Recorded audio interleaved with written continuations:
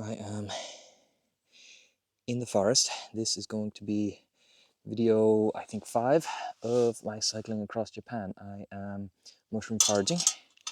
I have some teethy mushrooms, and well, it is time for me to get more or less out of here. I will forage on my way back to my bicycle, and well, yes, it's dark, so if in case you couldn't tell, this is even the dark setting on my camera, and my god, this is Ireland in November, people.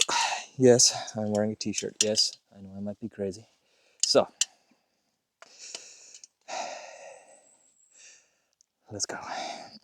I left off in Osaka or Kyoto, and I was going to go to Osaka as part of my last day.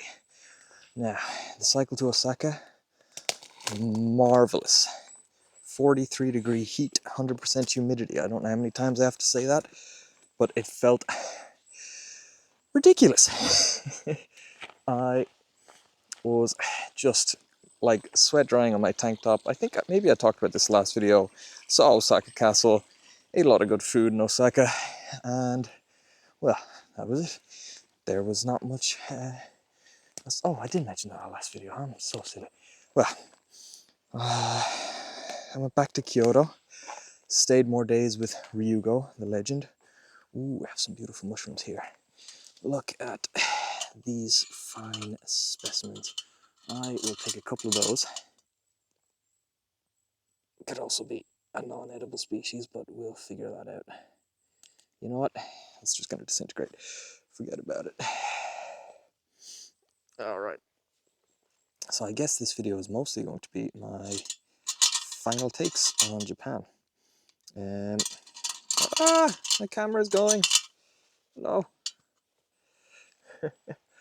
Whew. So, what do I have written down here? Yeah, I have from Kyoto back to Tokyo. Now, that is what I like to call bittersweet. The end of my cycle, the end of a literal journey, and I don't really know what else to say about it. It was just getting on a bus and going all the way that I had come in about 12 hours compared to 2 weeks. That is a weird feeling, you know? You just sit on the bus, you go home, and you just want to go home, just go to Tokyo, I suppose. But, you know, it was a weird one.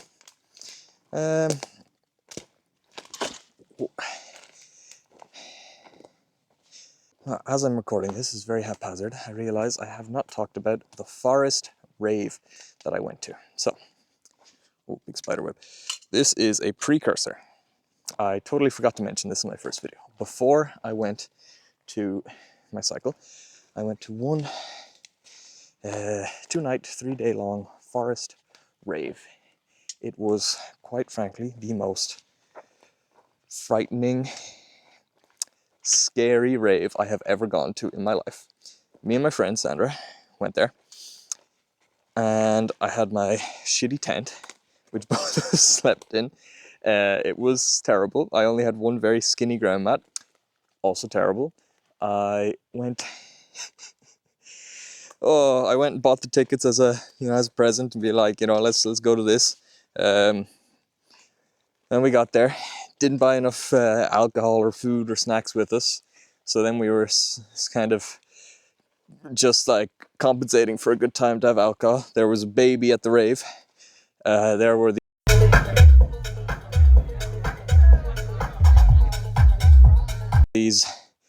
there was only about 40 people there for a rave that was advertised and looked like it would be a few hundred, it was just like totally no sleep to be had.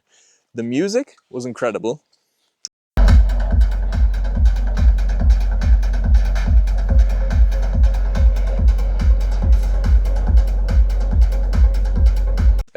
we met these English Czech DJs who were unreal. We went for a few night walks in the forest, not very far because I will show a video. It looked creepy as fuck in the forest.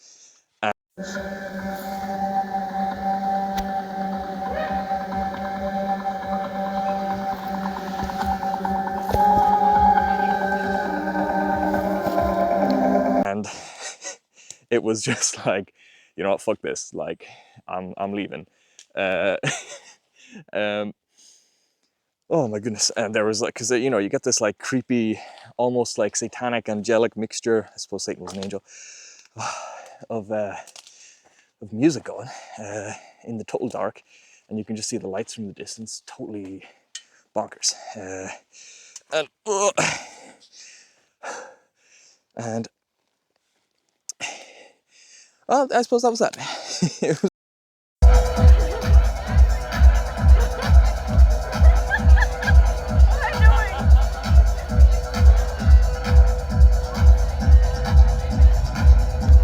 fun. Another experience I had in this precursor time that I forgot to say was I tried to climb all the 3,000 meters in Japan. That was one of the things I stated to the TV crew. So after buying the bicycle and doing the rave, I went to the southern Japanese Alps. Oh my God, this camera, I'm gonna change the mode so it's following me. The camera's following me now, sorry. Whoa. So yeah, I went to the South Japanese Alps first. Literally, Minami Arupsu was the name for the town, literally South Alps. They're not so fucking creative, the Japanese sometimes. Got to this town. I went into the Alps. I started walking because I arrived in the evening.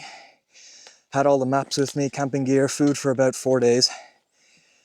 Got to the first campsite after passing a sign that said danger bears in the dark.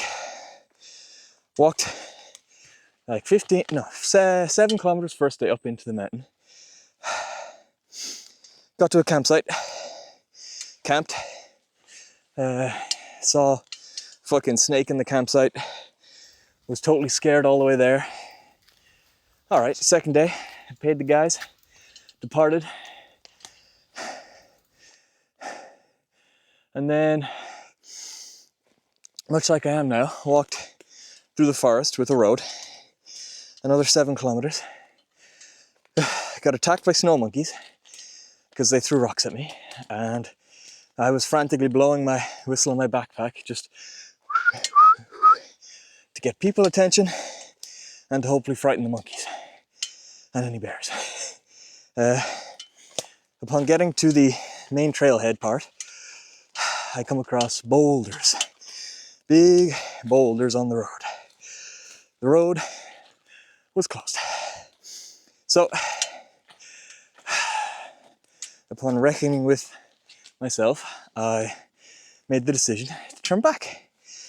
I had been so hungry, I wanted to eat all my food. I got back to the campsite, stayed the night there. The guys were kind of like, well, yeah, okay, no problem. Didn't cost me like barely anything. And then I decided, fuck this. I am only climbing Mount Fuji, which I'd already done, and that was good enough for me. I was like, yeah, the mountains win this time. You know, it's just one of those things. Then I, oh, fucking brambles, man. I went,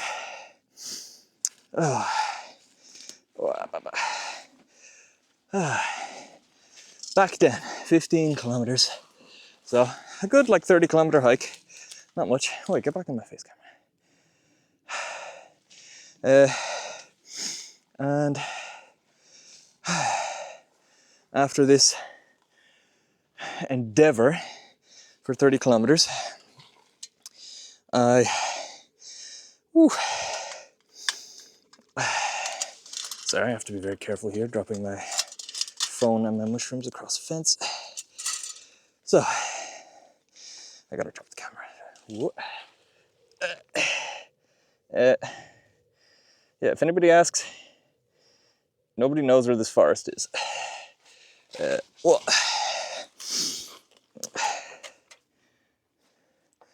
sturdy. Oh, fuck me. I'm tired today. Oh, yeah, so the Alps abused me. I was frightened for my life. Snakes are not in Ireland, so. Oh, oh no, don't rip the trousers, bastard, bastard, bastard. Whoa. Athletics, fuck boys. Yeah, snakes aren't in Ireland. Some Welsh guy called St. Patrick fucking rid the country of them and all that. So, oh my god, this is going to be a long video of me just heavy breathing. God damn. Yeah, so I went back then, and that was that precursor. But I saw the most amazing swans, the most amazing koi fish at a lake that I had totally to myself. I just read books and relaxed while I was up there, you know, no phone signal, I think. And it was just really me in the mountain. Felt like, you know, real survival, where it was just me relying on myself outside of the campsite, navigating through the dark with my compass, just checking the map instead of having a GPS. You know, a little bit of stupidity, I suppose, involved, but it's the risk reward of just having, you know, an incredibly stressful few days. I actually cried because I had, you know, some blisters on my feet. I didn't get to do what I wanted to. It was hot and cold and wet. I cracked my phone screen right at the start. When I got off the bus, I put my phone down on the bench, cracked it. It fell off like 20 centimeters, landed on a pebble, cracked it. So it was giving me errors. There was moisture in it. I couldn't really use it. I had a solar panel. It was too foggy, like literally this weather here. Too foggy, just too wet, you know, to use the solar panel to have anything. I didn't have as much resources as I wanted, and I was carrying too much weight. So just you know, a mixture of mixed preparedness with just bad timing, etc. It wasn't the climbing season, so there wasn't too many people there. Well, frankly, nobody. And yeah, I guess when I'm in this kind of reminiscent mood, it's time for me to reminisce about my time in Japan, what I would do differently, what I'll do next time, etc.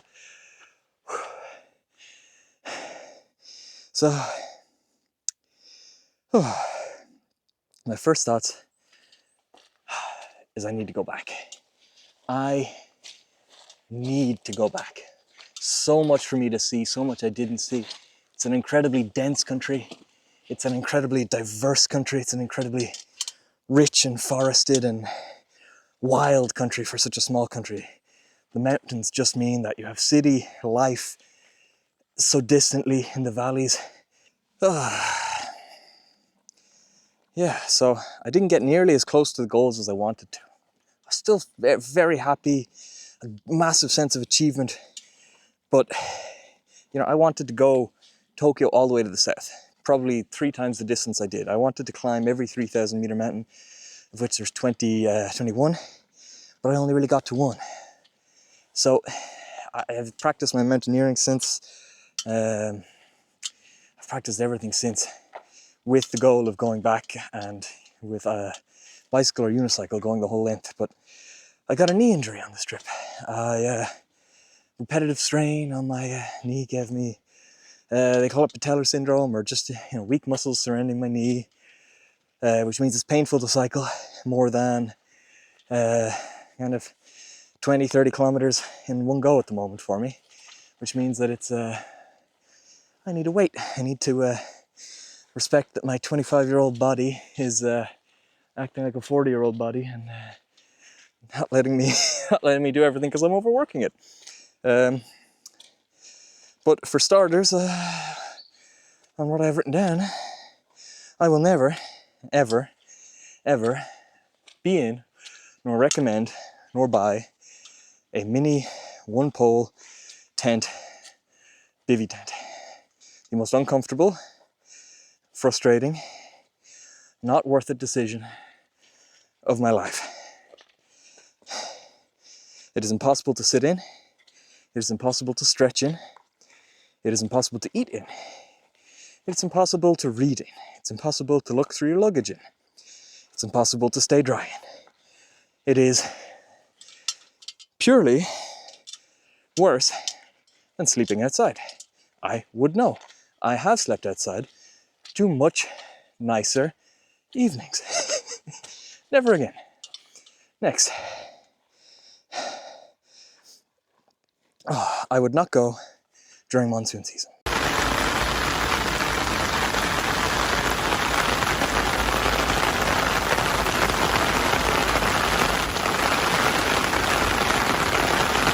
At least not in the middle or the south, maybe in the north.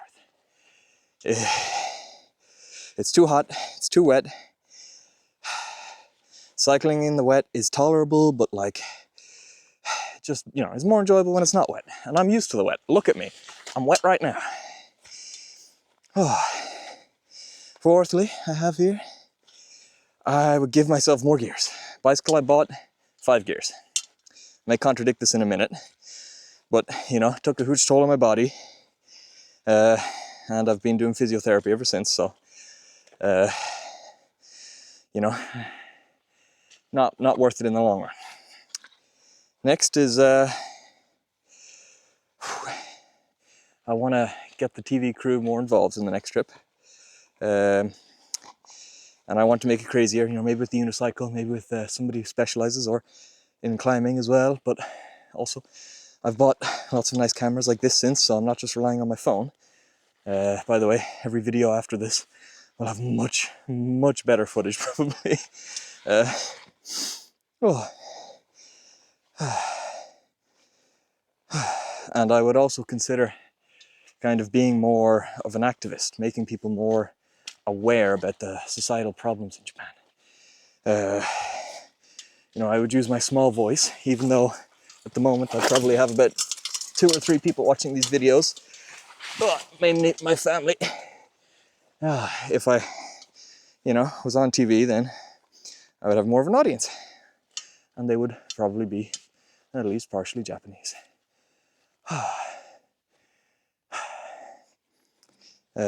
So, you know, I would try and use my voice to kind of raise awareness about, you know, male suicide, male loneliness, and it's really a change that only could come from within in Japan.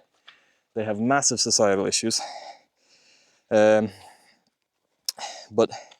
that's a big one. Mental health is just dismissed. You work till you die, and you work too much. You work 9 a.m. to 6 p.m. You have 3-4 hour commute for a lot of people. You have to drink with your boss.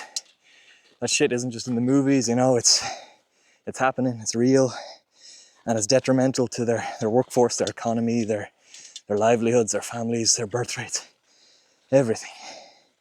And mostly foreigners talk about it, not Japanese people, because I don't know, they got fucking shunned by their families or something for not working. Otherwise, well, I studied Japanese before traveling there. I found the country to be among the best for traveling. You know, I can't help but recommend people not to live there. Through my eyes, there's just a lot of sexism, racism, xenophobia. Why am I on a big rock? And it's there. It's more than I thought I was. If you're a foreigner, you will never feel welcome. Is my kind of, it's my experience. Obviously, I was just a tourist. Maybe if I was in one small village for a long time, that would change. But I talked to people that lived there for a long time, and for them, it hasn't changed. And among the worst things I found was a glorification of pedophilia, of rape, in the pop culture, even in the advertising. It's disturbing. I watch anime. I like anime, but it was profoundly, yeah, profoundly disturbing.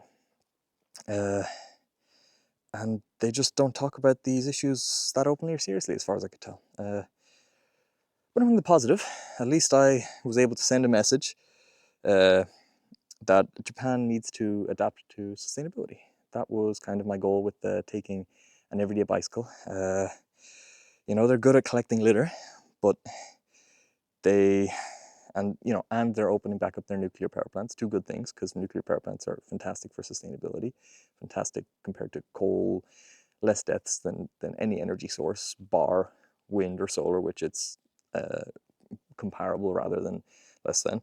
And with the litter that they collect, they just burn it, a lot of it. Obviously they mix it, but they burn it mostly for energy, so that ruins their air quality in many of the places. And they burn their organic waste as well instead of composting. Wild for a country that has shitty soil that needs more fertility in their land.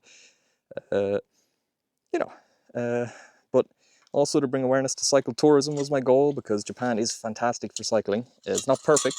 A lot of shared space with pedestrians and cars, which just kind of doesn't work for the context of long distance. A lot of obviously long distance routes aren't maintained very well or overgrown, which, I mean, they're there, so it's totally better than Ireland, for example, where they're not. So yeah, a mixed bag, but a real fantastic experience. Everybody who I met cycling long distance there thoroughly enjoyed it. And yeah, overall, I look forward to going back. A country is different every time you visit, and that is something that's beautiful, but also weird.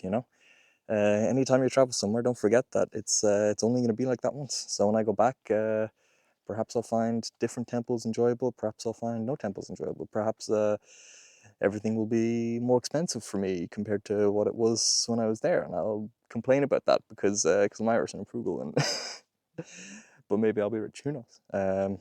Yeah. So, well, that's my 2 cents. That is cycling across Japan. My God, I look terrible with these glasses all fogging up in this video. Jesus. Uh, thanks for watching. If you did watch. My next videos will probably be about motorcycling across South America, because I have so much incredible footage, and it was just wild. I look forward to talking about how I went, blind, how I climbed the highest volcano in the world, and shit like that. This was a very long ramble, a very long rant, slightly stimulating, I hope, but that is all.